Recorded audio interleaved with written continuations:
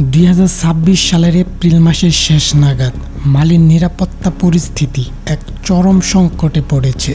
গত কয়েকদিনের সমন্বিত ও নজরবিহীন হামলায় দেশটি রুশপন্থী সামরিক জান্তা সরকার বড় ধরনের বিপর্যয়ের সম্মুখীন হয়েছে। পশ্চিম আফ্রিকার দেশ মালি এখন এক অগ্নিগিরির উপর দাঁড়িয়ে। গত কয়েক বছরে ফরাসি ও জাতিসংঘ বাহিনীকে বিদায় করে রাশিয়ার আফ্রিকা কর্পস সাবেক ওয়াগনার গ্রুপের উপর ভরসা করেছিল দেশটির জান্তা সরকার। কিন্তু 2026 সালের এপ্রিলের শেষে পরিস্থিতি পাল্টে গেছে নাটকীয়ভাবে। বিদ্রোহীদের এক বিশাল ও সমন্বিত হামলায় কেঁপে উঠেছে খোদ রাজধানী বামাকো।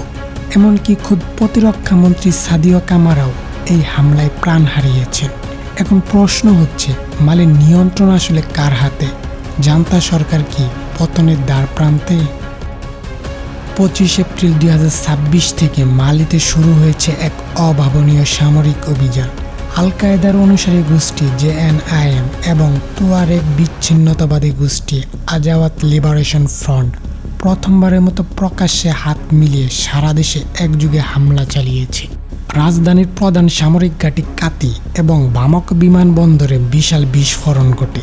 মালি সরকারের মেরুদণ্ড হিসেবে পরিচিত প্রতিরক্ষামন্ত্রী সাদিও কামারা বিদ্রোহীদের হামলায় নিহত হয়েছেন। এটি জান্তা সরকারের জন্য এক বিশাল মর্মান্তিক পরাজয়। উত্তরের অত্যন্ত গুরুত্বপূর্ণ এবং কৌশলগত শহর কিদাল এখন বিদ্রোহীদের নিয়ন্ত্রণে। 2023 সালে রুশ সহায়তায় জান্তা এটি দখল করলেও বর্তমানে রুশ বাহিনী ও মালির সেনাবাহিনী শহরটি ছেড়ে পিছু হটতে বাধ্য হয়েছে। বর্তমানে মালির নিয়ন্ত্রণ বিভক্ত হয়ে পড়েছে। দেশটির উত্তর ও মধ্যাঞ্চলের বিশাল এলাকা, বিশেষ করে কিদাল ও গাও অঞ্চলের অনেক এলাকা এখন এফএলএ এবং জেএনআইএম এর দখলে। তারা কিদালকে মুক্ত ঘোষণা করেছে।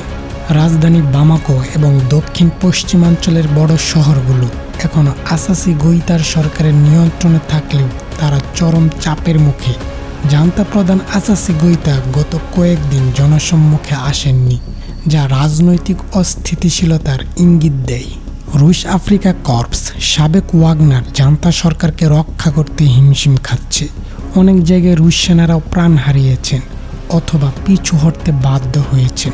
এই বিপর্যয়ের পিছনে কয়েকটি প্রধান কারণ রয়েছে। আগে বিচ্ছিন্নতাবাদী তুয়ারেগ ও কট্টরপন্থী ইসলামিস্টদের মধ্যে দূরত্ব থাকলেও বর্তমান জান্তা সরকারকে উৎখাতে তারা জোটবদ্ধ হয়েছে। ফরাসি সেনারা চলে যাওয়ার পর রুশ বারাটের সেনারা মালির বিশাল মরুভূমি ও গেরিলা হামলা মোকাবেলায় কার্যকর কোনো নিরাপত্তা দিতে পারছে না।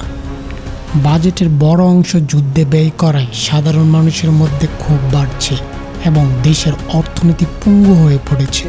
মালির বর্তমান পরিস্থিতি বলছে শুধু সামরিক শক্তি দিয়ে বিদ্রোহ দমন করা এখন অসম্ভব হয়ে পড়েছে। কিদাল পতনের পর এবার কি রাজধানীর দিকে এগোবে বিদ্রোহীরা?